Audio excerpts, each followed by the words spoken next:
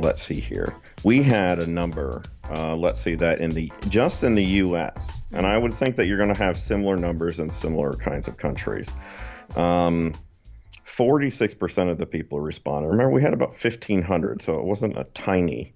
But this is specifically just the about 800 and plus that were in the U.S. 46% of them reported that they're currently suffering from a mental health disorder, which is an enormous number. Welcome to the WP Elevation Podcast. I'm Ginny McAnini, and I'm the digital producer here at WP Elevation. May is Mental Health Month at WP Elevation. We've all decided that we want May to be the month where any content that we produce is all around mental health and well-being. So any podcasts that we've got this month or blog posts that we publish is all based around mental health. So what better way to start with my first guest, Ed Finkler. Ed's a long-term web developer, but he started a non-profit organisation called OSME, Outsourcing Mental Illness. OSME focuses around three main things. The first one being awareness, so raising awareness about mental health in the tech community. Education via things like doing a lot more research that hasn't been done, focused again on the tech community. And finally, resources. So there's plenty of free downloadable resources for if you're working in an organisation, for employers or employees around mental health and being in the workplace with, again, focused on the tech industry. Ed's got some great information in this podcast about how he started OSME and the different things that they're doing. And we're also supporting them as part of our Mental Health Month. So we'll be doing some helping with their fundraising efforts and also donating a few freebies as well. So stay with us as we go meet Ed Finkler. This is the WP Elevation Podcast, helping WordPress consultants elevate. Hey, this episode of the WP Elevation Podcast is brought to you by WP Elevation. Well, more specifically, it's brought to you by a bunch of our happy customers. See, frankly, I feel a little bit awkward telling you how great WP Elevation is because you're probably not going to believe me because WP Elevation is my baby. It's something that we started over 3 years ago. Of course, now we're a team of coaches and mentors, and we have hundreds, and by the time you're listening to this, probably thousands of members all over the world. But it still really is something that I'm very passionate about. And of course, if you join WP Elevation, we make revenue and we make profit. So it's a little bit awkward if I tell you how great it is, because you probably think I'm just trying to sell you on it. And partially I am, because I know how beneficial the program is. So what I'd love to do instead is just introduce you to some of our customers. So if you go to wpelevation.com/thepodcast, all one word, you'll be able to hear some of those stories from our customers and hear for yourself how WP Elevation has impacted their business and changed their lives. I hope you enjoy that, and I hope you check it out at some point. Right now, let's get back to the podcast. Welcome to the WP Elevation Podcast, Ed Finkler. Oh, thank you so much for having me. I appreciate it. It's very exciting. We are so happy to have you here to help us kick off Mental Health Month, which is the first time we've done this. And how I found out about OSME is through our community. We've got a really active private Facebook group, and I put out there, we're doing Mental Health Month, who would you like us to see interviewed? And one of our members suggested you and gave a link to one of the presentations you gave at LoopConf, I think. And I had a look and I thought, oh, this is perfect. And I'm surprised that I haven't heard of OSME before. So thank you for joining us. And of course, we're going to be giving some links too, because you guys are non-profit and you're doing some fundraising. It's perfect timing, so we'll do that later too. But can we start off by you just giving us an overview of what OSME is? So OSME, or Open Sourcing Mental Illness, like you said, is a nonprofit, and then in the U.S. is designated as a 501c3. And what that means is that we have a designation for tax purposes that so donations to us are tax deductible, and that's significant to some extent. And anyway, but we're a nonprofit 501c3. And really, we work in three areas related to mental health, specifically for IT professionals and in IT workplaces. We raise awareness by speaking openly about mental health issues. I speak about the issues that I've dealt with for most of my life. And then we have lots of other people who also speak and help out and things of that nature. We also educate, and that we bring a lot of information to people who that we collect that is sometimes they're not aware of, and presenting that in the context of sort of impact on the general population, but also impact on the tech population and how people feel. And then and some of that education comes through research that we've done specifically for the tech industry that hasn't been available before. And so we're doing a lot of work in just the research stuff, is that we're getting numbers together. We're finding out information about this community, the open source community, the developer community, the IT professional community. That hasn't been done before. And then the third thing is really creating resources. So we have created a series of handbooks that deal with the Americans with Disability Act primarily, but also just generally what your rights and expectations are and should be. Then also dealing with how to create friendly and supportive workplaces. And those are aimed at executives and tech and HR professionals that work with IT professionals to give you that idea. We've also done videos. We have a text-based forum that runs discourse. We have a number of different resources that we pull together, and we're always creating new stuff. So basically, and I think the big thing that's important with this is why it's called open sourcing mental illness, is because we share all of this freely under Creative Commons license, or if it's code, we share that freely under an Apache license. So we basically use the ideas of open source culture and apply that to fighting this problem within this community. I love it. And I just love the way that we've found something that relates to us specifically in the tech community. Yeah. So we're going to go into that a little bit more and how the research you've done and what you're doing. But can we just talk about, back up and talk a little bit about you and how you started this, and a little bit about your journey? Well, I mean, so I have two, I guess, official diagnoses, right? I have ADHD, and I also have generalized anxiety disorder, and I have, I guess I would say, episodic depression. Mm-hmm. But the other two things are chronic. They're things that don't ever sort of go away, and I'm dealing with them all the time. I absolutely have had ADHD my entire life. I wasn't diagnosed until I was 27, and to give you an idea, I'm 42 now. But so I went through all of my school as an undiagnosed person with ADHD, and what was difficult for me throughout that process, and with ADHD and also with the anxiety disorders that I have, is that I constantly felt like other people were able to get through. They seemed like they were able to do their work okay and didn't seem to have the same kinds of problems that I did with completing tasks and things like that. And they didn't seem to get as emotionally sort of intense as I did. They didn't get as frustrated as easily, or they also didn't seem to get as sort of like excited or very focused the same way that I do. Yeah. And it was very alienating, and I often felt very, very alone. And I think that was the thing that was the hardest about it, was that separation that I had, was that social, that feeling that socially I was different than everybody else, and everybody else seemed to be able to deal with stuff okay and not have problems.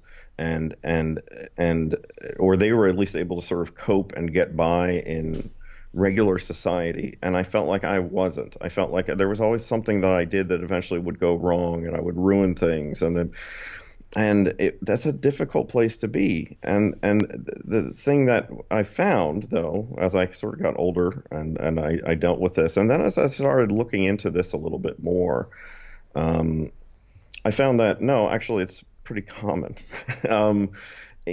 Anxiety disorders, for example, are by far the most common kinds of disorders, at least in the U.S. I think it's similar elsewhere, but in the U.S. they're the highest. I mean, it's something like 18% of the general population they think has some sort of anxiety disorder. And ADHD is pretty common, and I think I cannot speak, and I won't put a number on it because I think we don't know yet. But I think that there's a stereotype, but I think there's something to it, that there's a large contingent of people who do IT, who are IT professionals, who either have sort of tendencies or would qualify with a diagnosis of ADD or ADHD, and there's reasons for that, because sometimes it's helpful to have a brain that works like that in certain kinds of work. So that's sort of like my life journey, like especially in dealing with mental illness, really kind of started when I was 12 or 13. I had dealt with a lot of bullying in what we call middle school, junior high, and that, without getting too deep into that was a very, very difficult time, and I've really been dealing with that ever since. That, I think, was really the source of the anxiety disorders, the depression episodes, and things like that. But it was about 5 years ago that on a podcast that I do with a friend of mine, Chris Hartjes, where we're a couple of old web developers, relatively speaking. Being in our 40s is pretty old to be a web developer nowadays. And so we talked about what we sort of just sit around and be cranky and make jokes. We're like the guys from the Muppets who sit up in the balcony. And I love those guys. Yes, exactly. And I can't name it now. Of course, I can't think of their name. But I have a pair of socks that say on one sock it has their faces, and it says on one sock it says grumpy, and then the other one says and old.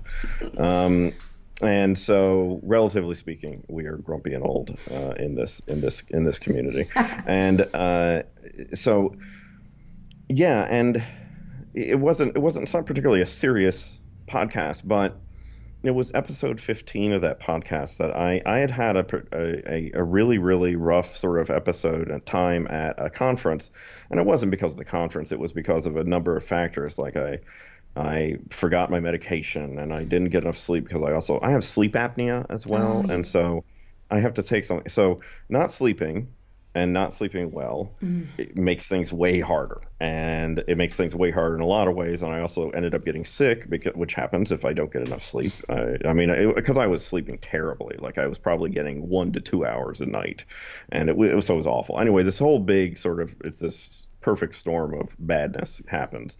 And I just had a terrible experience being away. I didn't want to be there. I wanted to be home, and it was rough. It was rough mentally and physically, and those all are intertwined.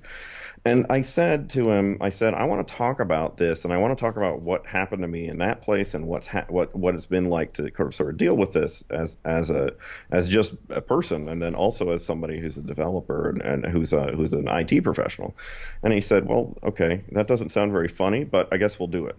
And so he was cool with it, and basically let me sort of ramble which, as you can tell, I'm very good at, for about an hour and 15 minutes. And so I talk and talk and talk and talk. And this was in 2012. So I talk and talk and talk.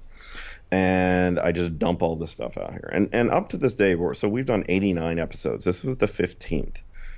It is by far the one we've gotten the most response from. What I just talked openly, I did not try to make any assertions about what people need to do. I did not try to, all I did was just talk about my experiences. That was it. I was just speaking about me. That was it. And talking about mental health stuff that I've dealt with. And that was by far exponentially more response to that than anything else that we've done. Wow. And part of that's because we were terrible at marketing and everything like that. You're very professional about how you do your podcast, and we are not professional and do not. Good job. But regardless of that, again, very, very big response. And, I could tell that I tapped into something. And so for a while, I kind of I tried to figure out what I was going to do with this. I kept talking, like on Twitter and other places like that. And, I kept talking about this, but I didn't know exactly what I wanted to do with it.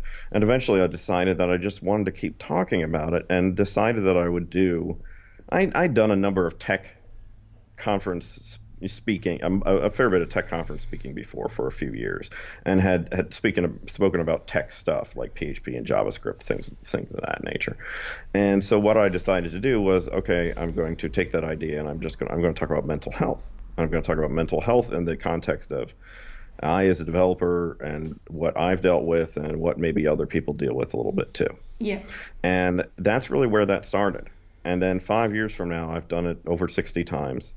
I've got a team of about 15 to 20. Well, actually, if I go into Slack right now, we have about 30 people who we just invite people who are interested. So it's not everybody can join. It's not freely open. Who join, say, I want to join the team and I want to help out. And we've got about 30 people in there right now, including a board of directors that I'm on, and then a bunch of other volunteers who want to help out and are doing work. So it's turned into, this is now a real organization, and I believe it's the largest organization in this industry, and we are creating materials that simply haven't existed before, or the availability of it was hidden behind other kinds of walls, like you had to hire consultants or you had to do this or that. And what we're doing is we're bringing that out into the open completely and creating those things for free. And we do that because it's important to do. So I know I'm so excited that this stuff is available and free and so easily accessible. Mm-hmm. So we've got mental health professionals on our board. We've got but lots and lots of tech people. We there's a lot of things that we can do, and there's a lot of things we're still, figuring out how to do and coming up with the ways that are best to address things and to help people. At the end of the day, the whole point of all of this is that we have a community and that our IT professional community and our colleagues, our friends, the people that we work with, the people that we spend our time with, that we are all happier and healthier and more productive. And we're focusing on this issue. There's of course other issues to look at too, but we think that this is a pretty big one that isn't getting addressed the way that it should be. And so that's been our journey for it. And it's really been amazing. It's amazing when you just talk about something that's, important to you and important a part of your life, and then you realize how that I feel so lucky and humbled and privileged in that a lot of other people respond to it. And not only haven't just said that's really cool, but have said, I want to help you do that. And it's amazing to feel that.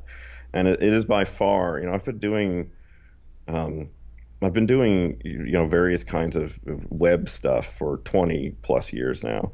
And this work is by far the most rewarding work I've done in my life. Absolutely. And so that's where we are right now, and we're sort of on the edge here, where because we just have become a real entity, and we're doing a major fundraiser here beginning in late April and going into May for Mental Health Month. That we have an opportunity to do really, really bigger work and really sort of like set a new tone for and set a new standard for what we're able to accomplish. And so we're being pretty aggressive and hopefully doing some pretty big things. So yeah. And we're excited to be part of that too. So yes, thank you. Thank you so much for that. Now, on the website, your description says changing how we talk about mental health in the tech community. How are we talking about it at the moment? Well, I think that I chose that because I think it's not just about talking about it, but that's the root of it. To give you a little context, just so we have an idea, the World Health Organization in 2008 released a study called The Global Burden of Disease. In it, they found that neuropsychiatric disorders were the most important cause of disability in every region they examined. So it's larger than a larger cause of disability than cardiovascular disease, cancer, other kinds of disease categories. That doesn't mean that those aren't very impactful too, but it tells you that how impactful mental health disorders are on all populations. Okay.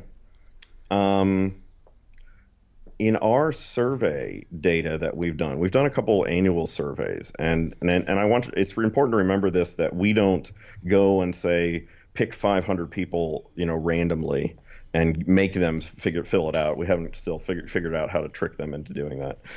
But what we do is we put it out there and we say it would really, really helpful if people responded to this. Right. And so in our last year for 2016, we got about 1,500 respondents. In that, and I can speak, I've got numbers right in front of me that are just for the U.S., and I think you're going to find similar numbers in similar countries. In the U.S., this was people reporting to us. 46% of the people who responded to us stated that they are currently suffering from a mental health disorder. To give you an idea, it's the general feeling is that you'll see from most government numbers and things like that is that you're dealing with about 20% in the general population. Now, some of this is going to be biased based on self-selection and things like that, but generally there's some indicator that we think that there's an indicator there that the population of IT professionals that we work with, there is an even higher than the general population rate of mental health disorders.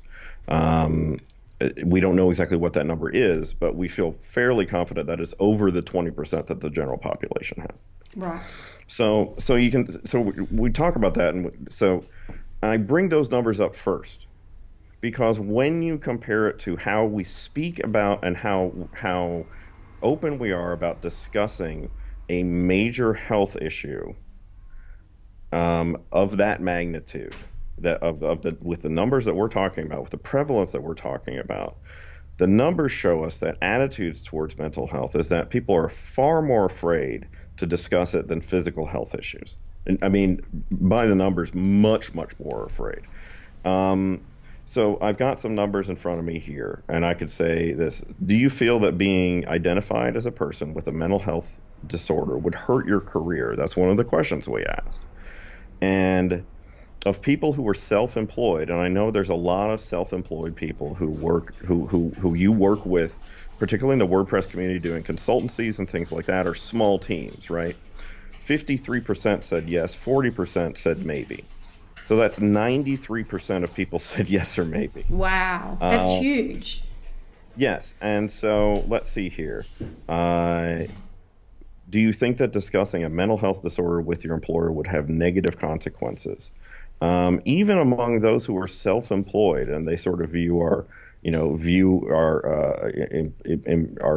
employer stuff, you still had a significant 20% said yes, and maybe they were thinking of the people who employ me. You know what I mean? The people who I'm doing consultancy with, work, or things like that. Right. And I'm going to pop back to these numbers so that I can see. I've got another deck here, so I can look at the same thing. I can show you this. If we compare, so here's a fundamental question that I bring up all the time in the talks that I give. Do you think that discussing a health issue with your employer would have negative consequences? And we compare physical and mental. And we asked 1,500 people. 1,500 people responded to this question here. And the one we're discussing a physical health issue and then discussing a mental health issue. With a physical health issue, only 4% said yes, there would be negative consequences for discussing one with an employer. For mental, it was 23%. So that's 5 times higher. And the number of no to physical, that there would not be a negative consequence, is 72%. No was half as much, only 36% for mental. And so what I think that how we discuss it is incredibly important, because I don't know any major health issue that's dealt with in a large population that's dealt with by not talking about it, by not discussing things openly, and how do you get resources to people who are afraid to talk about it? How do you educate people who are afraid to talk about it? If we don't speak openly, that is the first step to everything.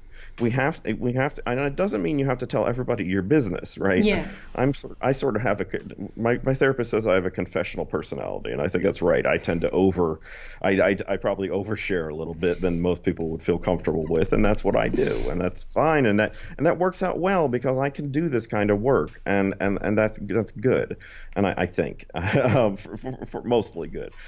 But it does mean that we can speak about it in general and speak about mental health and not view it as something that is a personality flaw or a moral failing on the part of this person who's suffering from it, but instead view it as something that is a health issue the same way that diabetes is a health issue, and the same way that cardiovascular disease is a health issue, and the same way that cancer is a health issue, as these are all major health issues that our society deals with. But we treat mental health very differently. And there are some aspects that are different, but it is none of those things I said before. It is not a failing on the part of the person. It is not a personality problem, and it's not simply mean that they're just weak, or that they're lazy, or that they're just not tough enough, and if they would just get tougher about that. And we've thought of that about these things for a long time.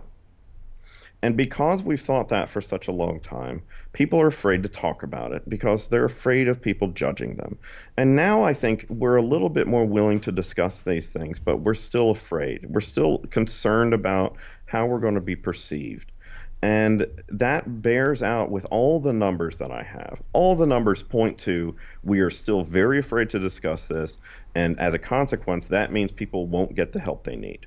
And it will be because in most cases, there is help to treat the most common, by far most prevalent mental health issues. That there is good amounts of there is good work that can be done that can help people, that can help them lead healthier lives and more productive lives. But it requires a change in attitude, and it requires a change in how we talk about these things. And that's the first step. So that's sort of why we said that. I think that's the spark. Is we're going to make a conscious decision to discuss it differently.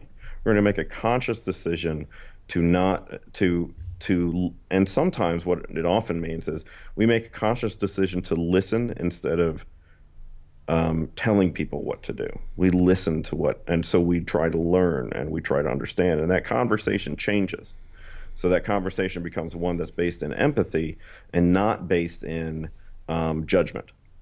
And so, yeah, I think that's a very, very long description of that's why we're talking about changing the conversation and changing the way we talk about it, because I think fundamentally that is we are social creatures, and the way that we interact primarily is by speaking. And if we change that, we can change so much of what we do, of how we approach things, of how we solve problems. And that fundamentally, I think, is why I think that changing the way we talk about it is so important. So I can see how, I mean, a lot of our audience are consultants, they're their own boss, and I can see how, sure, we can start talking about it. If we're open to it, that's great. And that's what we want to do, get this conversation going, get it more open. But, and going back to the stats that you referred to, I think it would be so much harder if you've got a boss and you're scared of, as well as you were talking about the moral judgment, you've got that, well, they're probably going to think it's going to impact my work. So how, I think that's even a harder thing. How do we get those people, employers to understand that and to be more open to this as well? Yeah, we address it on two levels. We address it really on organizations and IT professionals, so on an individual basis and on an organizational basis. And those are really the two entities you're sort of dealing with. You're dealing with organizations, you're dealing with individuals.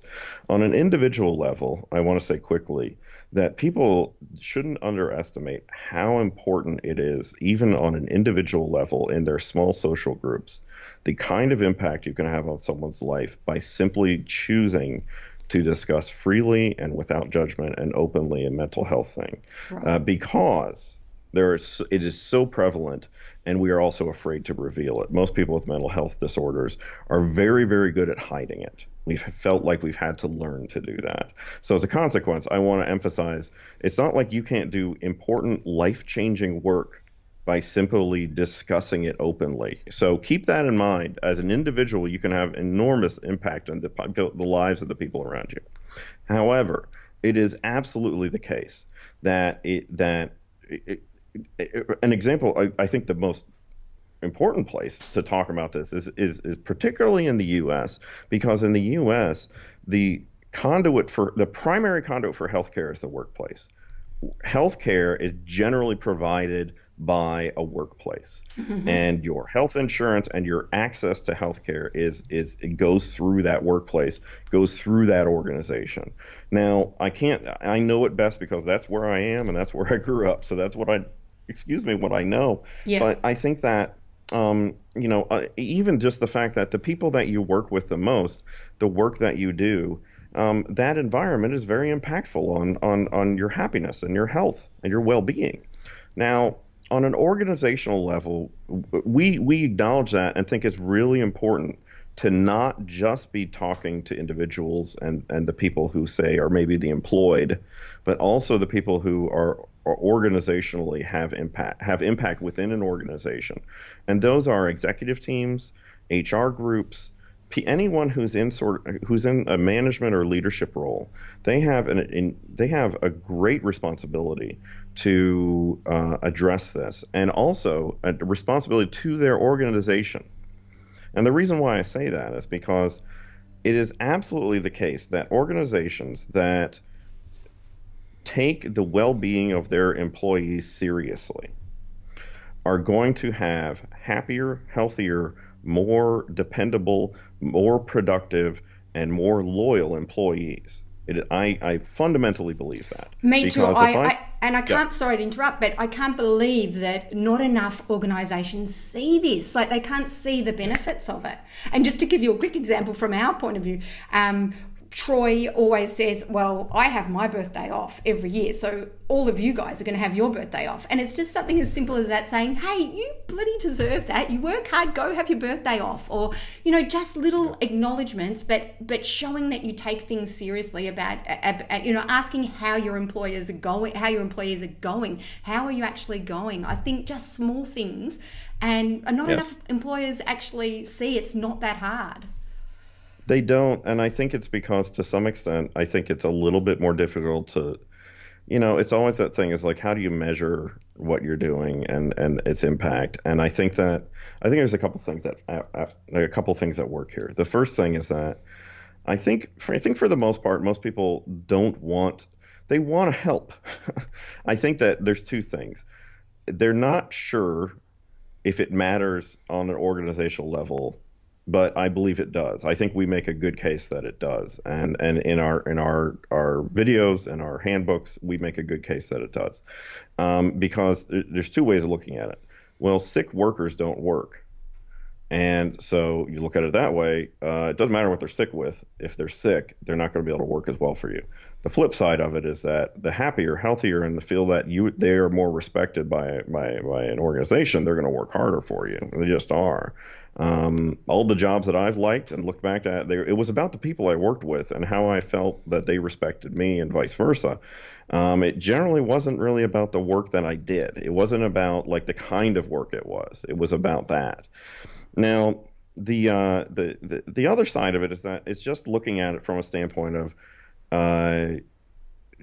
not just looking at it from we just want to do good work, but we're not sure how to do that. Well, what we try to do, and I think this is a little different than maybe some other organizations that have done this so far, or other folks that are doing this work, is that we focused really on this organizational aspect to help executive teams and HR groups have information that tells them what they can do in their workplace to make it friendlier, to help their employees feel more valued and secure, and to promote mental wellness, and to promote it as much or more than physical wellness as an important aspect of health among their employees.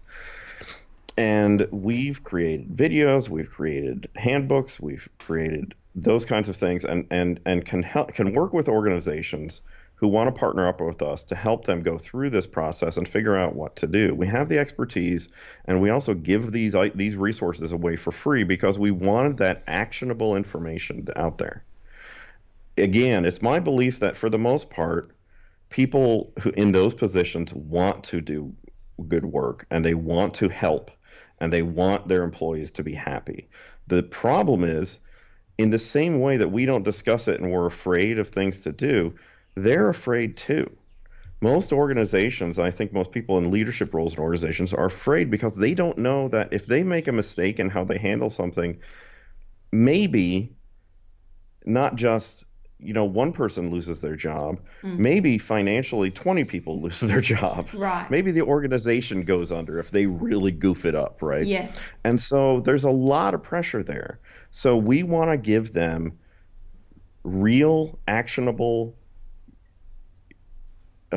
well thought out and based in expertise information that can help them make good choices in there to make the right choices when it comes to mental wellness and promoting that in an organization. So that's why we focus, so at least half of our work is all organizational, and it's that way because it is much easier to make changes in an organization and a workplace from the top down than to do it from the bottom up. And so that's why. That's so why. true. And whether it's a big organization or it's someone who's got, maybe three or four remote staff, say working in the Philippines, I think it's really important that whoever you've got on your team, whoever you're bringing in, whether it's, if you're outsourcing, you've got someone in-house, that you can be aware that these resources are there and you can learn yourself and educate yourself. So these resources are available in the resource section on the website. What's the website? Yep. Can you just let us know the website? Yeah, it's OSMI Help. So OSMIHELP.org. And you can find all of our information there, our ebooks, our videos. We also have a YouTube channel, so you can look us up on YouTube for open sourcing mental illness. But yeah, it's OSMIHELP. And you can get to us from there and find all of our things on Twitter and Facebook and all that stuff from there. You can sign up for the mailing list. And if you would like to help us, there's a nice little donate button there. And we have some cool fundraisers that are going on right now that are going to be going on. And actually a lot of really cool gifts that we've gotten donated from various people, including things like everything from like signed books to conference tickets to all sorts of stuff. So lots of cool stuff. Ah, that's exciting. This is something that we could just chat about, but I'm conscious that we've only got a short amount of time. But before we head off, what I'd like is from your experience. Can you give us a piece of advice that you find works well for you? So for someone who might be struggling, whether it's not even depression or any anxiety, it might even just be stress. What's a piece of advice that you could give just from yourself? What do you find works for you? I think there's a couple things to keep in mind. As always, I will always say there's a few things to keep in mind. I almost said it again, but I will say I'll preface this by saying everybody's a little different, and even if you would have an identical diagnosis, the way that you go about treatment is going to be a little different for everybody. But what I would say is that the biggest thing is that I highly encourage people to try to open themselves up to the idea of seeking out professional assistance. If your knee was hurting for a few weeks, it wasn't like it was like, oh yeah, my knee feels better today. Okay, I'm not going to worry about it. But the knee did not get better for like a week. It was really hurting and it wasn't stopping. I'd probably make an appointment, try to go see a doctor. See, I think there's something wrong here. Now, depending on your country, it might take you a little while to get in, but you probably want to get it checked out, right, by somebody. Yeah. And at the same time, I think we are unwilling to, when we deal with things that, that are like that have to do with our psychology and with how we are mentally. I think we don't have that same willingness to say, I just need to get some help, and I need to get some help from somebody who deals with this all the time. And that could be, and oftentimes, even if it could be that you get help with medication. It could be you get help with talking therapy, and it could be you do both. It's going to vary for everybody. But the important thing is that you start talking with somebody who can assist you in getting better and feeling better. And so if you feel like, and it doesn't matter, it's not like you have to have some sort of qualification like, oh, well, I've had people tell me, well, I'm not sure if my thing really counts. And I'm like, are you happy or not? Right? if you find yourself sort of that you have some issues that you wish were a little bit better, there is nothing wrong with going to some, even if it wasn't like, well, it doesn't quite, I don't get a diagnosis, and so my insurance wouldn't pay for medication or something like that. That's fine. Well, go to somebody and just talk about it, and they can help you because they work with this all the time. And they can talk with you and sort of, the mentoring that you do at WP Elevation, the coaching that you do. Well, it's not all that different than what, say, a lot of therapists do. They are working with people. They've studied for many years in school and worked with this, but generally what they're trying to do is talk with somebody and figure out the best techniques so that they can improve their happiness and their mental well-being. And they're just sort of like, they're kind of like a coach or a mentor, but in that area.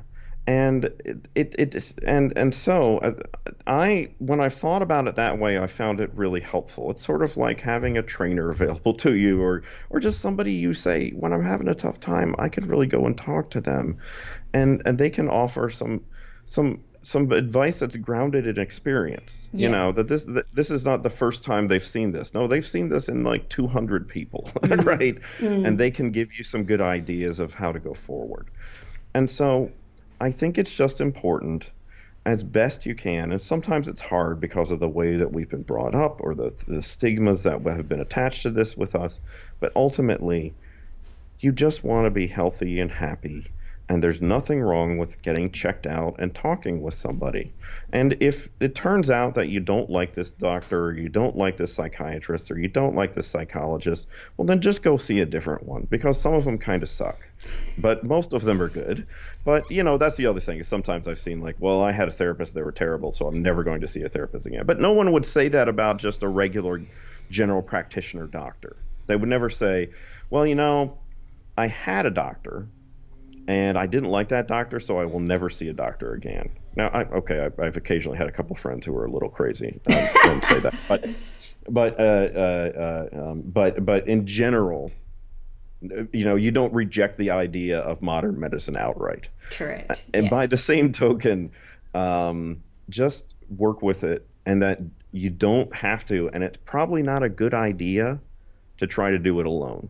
Yeah. The same way that you can be much better with mentorship and coaching on a technical level or on a business level, you are probably going to do much better by getting outside help from experts with your health and well-being as well. And it applies to this just like it applies to every other health and well-being kind of thing.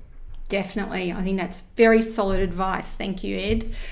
Ed, where can people reach out and continue this conversation with you? Well, the best place is really to go to our website. It's osmihelp.org. And there you can contact us and email us if you're interested in doing some volunteer work, and or just helping us in other ways. If you have issues, you can also direct message us on Twitter. We're on Facebook too. It's pretty easy to find us. You go to the website and click away from there. And then really whether you work in an organization or you're just a single person, or or you need a little help, or you want us to help you with your org or what have you, we can help in lots of ways. And that's why we exist, is to help people and to help people do a better job and create better environments. And so that's, just reach out to us and talk to us, and we can help. And probably if you want to just know what's going on with us, sign up for our mailing list, and it's right there on our front page. You can just type in your address and go to town. Pretty basic stuff. So do any of those things. But the website, osmihelp.org, that's the place to go. So that's where you can find everything we do.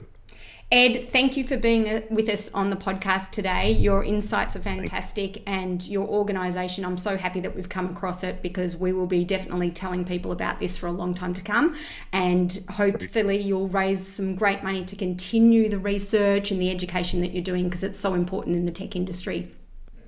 Thank you so much. Well, that was Ed Finkler on the WP Elevation podcast. If you want any of the notes today about the links or anything that we discussed with Ed, head over to wpelevation.com/Ed Finkler. That's EDFINKLER. Also, remember, if you're not subscribed already and you want to subscribe, make sure you head to iTunes, wpelevation.com/iTunes. Leave us a rating and a review. Let us know what you think of the podcast. So again, Mental Health Month. Let's keep the conversation going. I'd love you to head below the show notes and take some time to actually write us. Tell us what you're thinking about Ed and what he's doing. Tell us your own experiences. Let's get this conversation going and keep it going for Mental Health Month in May. Until we see you next time on the next WP Elevation podcast, go elevate.